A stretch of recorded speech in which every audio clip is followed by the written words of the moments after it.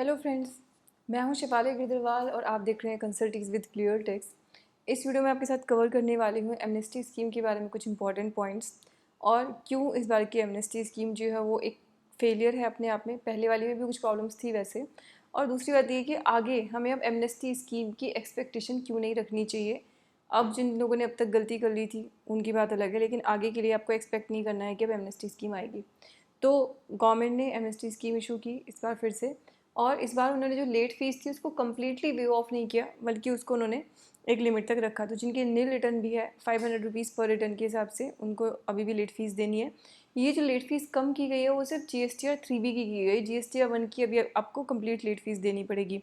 अब यहाँ पे उसको इस तरीके से इम्प्लीमेंट किया गया है कि अभी किसी को अगर अपनी रिटर्न फाइल करनी है तो GSTR 3B के थ्रू हम टैक्स पे करते हैं और GSTR 1 के थ्रू हम उसका क्रेडिट पास ऑन करते हैं। बट अगर गवर्नमेंट के हिसाब से सोचा जाए तो क्रेडिट तो पास ऑन हो ही नहीं सकता, जो पीरियड टाइम बार हो चुका है सेक्शन 16(4) के हिसाब से। तो अब उनकी एक्सपेक्टेशन आपसे क्या है? वो कह रहे हैं कि आप रिटर्न फाइल करके टैक्स तो पे कर दो, लेकिन उसका क्रेडिट मत दो किसी को भी। यहाँ पे मेरी एक बहुत ही इंपॉर्टेंट पॉइंट है कि जब आपने रूल आप ये इम्प्लीमेंट कर रहे हो कि भाई जब सप्लायर टैक्स पे करेगा हम तब तुम्हें क्रेडिट देंगे, तो आप उसमें से टाइम बार्डनेस हटा दो ना। आप बिना पे किए तो वैसे भी किसी को टैक्स नहीं दे किसी को क्रेडिट नहीं दे रहे ना। तो जब भी सप्लायर पे करे आप तभी उसका क्रेडिट उसको दे दो।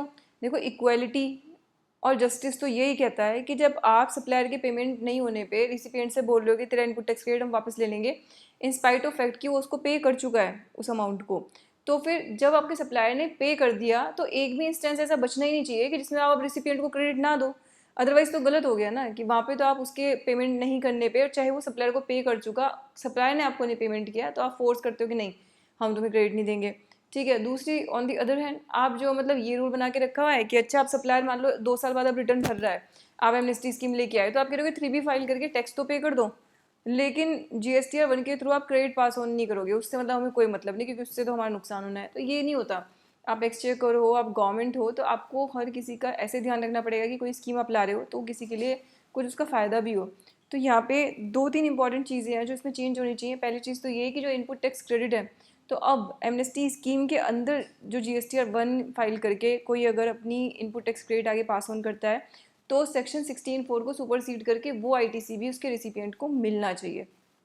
पहली बात। दूसरी बात ये कि इसमें जो लेट फीस का वेवर है वो ना सिर्फ GSTR 3 बल्कि GSTR 1 के लिए भी होना चाहिए। और तीसरी इंपॉर्टेंट चीज़ ये है कि जो लेट फीस है वो कम्प्लीटली वेव्ड ऑफ होनी चाहिए, at least for the nil return filers. कम से कम उनको तो ना किसी को क्रेडिट देना ना कुछ करना। अब आप उनके लिए भी ज़बरदस्ती से मतलब एक लेट फीस आपने रख दी है।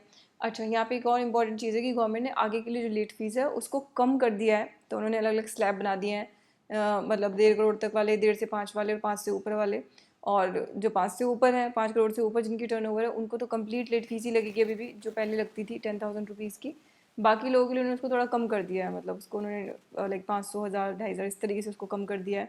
तो ये एक इंडिकेशन है गवर्नमेंट का कि आगे के लिए कोई एमनेस्टी स्कीम हम एक्सपेक्ट ना करें, क्योंकि वो कह रहे हैं कि लेट फीस हम अब पहले ही कम कर चुके हैं। तो ये जो मैं आपको लेट फीस बता रही हूँ, maximum amount of late fees बता रही हूँ, जो मतलब पर डे के हिसाब से जो लगती है वो अभी पर डे के हिसाब से लगेगी। तो बट वो इतने से ज़्यादा नहीं हो पाएगी जो मैंने आपको फिगर्स बताई हैं, जिनको हम अभी क्लैरिफाई कर सकते हैं, देख सकते हैं जो नोटिफिकेशन के अंदर गिवन है। एक और यहाँ पे प्रॉब्लम है, वो प्रॉब्लम ये है कि आपने जो लेट फीस वेव ऑफ की उसके कारण अब टैक्स पेयर जो GSTR 1 भी अपनी फाइल करेंगे, या मान लीजिए अब जो 3B भी फाइल करेंगे, तो उनको भी दिक्कत है कि मान लीजिए पहले उन्होंने इनपुट टैक्स क्रेडिट क्लेम नहीं कर रखा था, जो लोग अब 3B के थ्रू अब जिनसे टैक्स पे कराने की बात कर रहे हैं, अब उन्होंने जब रिटर्न नहीं फाइल की, अब देखो किसी ने 2017 में अगर रिटर्न नहीं फाइल की तो इसका मतलब ये है कि उसने ना सेल दिखाई ना परचेज दिखाई। तो सेल तो आप कह रहे हो दिखा दो, लेकिन अब अगर वो परचेज दिखा के अपना इनपुट टैक्स क्रेडिट क्लेम करने की कोशिश करेगा तो वो ऑलरेडी टाइम बार हो चुका है। तो आपने उसको मतलब कोई बेनिफिट दिया नहीं, उसके लिए आपने कहा नहीं कि अच्छा हाँ ठीक है तो आपको ये भी दिखाने की ज़रूरत नहीं, मतलब आपको जो टाइम बारने से वो हटा देंगे वहाँ से। तो ये मैं ये चीज़ बोलूँगी कि यानी कि जो सेल दिखाएगा उसका क्रेडिट उसके बायर को भी नहीं मिलेगा, और जो अपनी परचेज दिखाएगा उसका क्रेडिट उसको खुद को भी नहीं मिलेगा। तो फिर तो ये स्कीम अपने आप में इनकम्प्लीट ही है। मुझे नहीं लगता कि इसको फाइल करने के बाद किसी का भी कोई बहुत ज़्यादा मतलब फ़ायदा होने वाला है। और दूसरी चीज़ ये है कि अभी तो गवर्नमेंट इन सब पॉइंट्स पे साइलेंट है, वो ना हाँ कह रहे हैं ना कह रहे हैं, मतलब वैसे तो उन्होंने कुछ नहीं कहा तो ना ही है, फिर इसका मतलब नहीं मिलेगा। लेकिन होगा ये कि जब बहुत सारे लोग अपनी रिटर्न फाइल कर देंगे तो रिटर्न फाइल करने के बाद उनको क्या है, उन्होंने तो अपना AI लगा रखी है, 2 मिनट लगेंगे तो स्क्रूटनाइज करने में कि जितने भी लोगों ने लेट फाइल किया है, तो जो इस कट ऑफ डेट तक की थी जिसका 16(4) का टाइम बार्ड हो गया है, जिस डेट तक का, उस पे आई लगा के सीधा उनको नोटिस भेजेंगे कि तुमने इसमें इतना आईटीसी दिखा रखा है तो इतना आईटीसी को पे करो। तो इससे टैक्स पेयर को तो उल्टा ये हिंट जाएगा कि भाई इससे अच्छा तो मैं नहीं फाइल करता, बिना फाइल किए मेरा काम चल रहा था, तो ना फाइल करता तो ज़्यादा अच्छा था मेरे लिए। तो वही बात है कि जब आप इम्प्लीमेंट करा ही रहे हो कोई चीज़ तो इस तरीके से कराओ कि उसका दूसरों को बेनिफिट भी मिले। और साथ में एक तो इसके अंदर जो इनहेरेंट प्रॉब्लम है वो शुरू से थी ही कि जिन्होंने एक डेट के अंदर फाइल की उनको तो आप वेवर दे देते हो, और जिन्होंने बेचारों ने पिछले टाइम पे फाइल कर रखी है उनको, मतलब जबकि उन्होंने इनसे पहले फाइल कर दी, लेकिन उनको रिफंड नहीं दिया जाएगा, ना उनकी लेट फीस माफ़ की जाएगा। तो ये तो अपने आप में बहुत बड़ी हार्डशिप है। तो ये कुछ रीज़न है जिन्होंने इस बार एमनेस्टी स्कीम आई भी और उसको बिल्कुल कम्प्लीटली एक फेलियर कर दिया है। पिछली बार लोगों में काफ़ी स्पाइक था, मतलब काफ़ी लोग पूछते थे कि मैडम एमनेस्टी स्कीम के लिए चलो रिटर्न फाइल कर देते हैं। इस बार मुझे कोई भी मार्केट के अंदर कोई भी इस तरह का मतलब बहुत ज़्यादा जोश नहीं दिखाई दिया कि अच्छा बहुत लोगों ने सोचा हो कि एमनेस्टी आ गई तो हम अब रिटर्न फाइल कर दें। उसकी इनहेरेंट प्रॉब्लम्स की वजह से पिछली बार लोगों को एक्चुअली आईटीसी वाली बात पता नहीं थी, और तो मैंने अपने वीडियो में तब भी कवर की थी। फर्स्ट टाइम जब एमनेस्टी स्कीम आई मैंने तभी कवर कर लिया था कि भैया 16(4) पे क्लैरिटी नहीं है, इसमें तो रिस्क है ही है। बट काफ़ी लोगों को नहीं पता चला, उन्होंने फिर फाइल कर दिया, फिर नोटिस से जाने के बाद उनको पता चला कि इतनी इतनी डिमांड खड़ी होगी उनकी। तो बस ये मेरी रिक्वेस्ट है कि आप लोग एमनेस्टी स्कीम अगर अवेल कर रहे हैं तो बी केयरफुल, सारी चीज़ें ध्यान में रख के तभी उसको करें।